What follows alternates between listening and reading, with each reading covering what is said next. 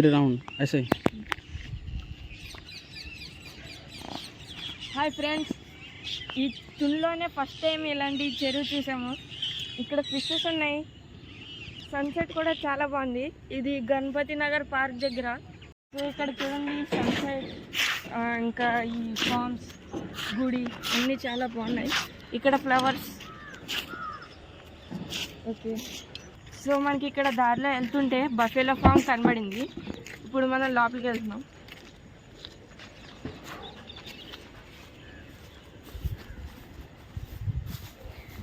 चलो कुछ नहीं बोलेगा, कुछ नहीं। రోజుకి ఎన్ని లీటర్స్ ఇస్తారండి?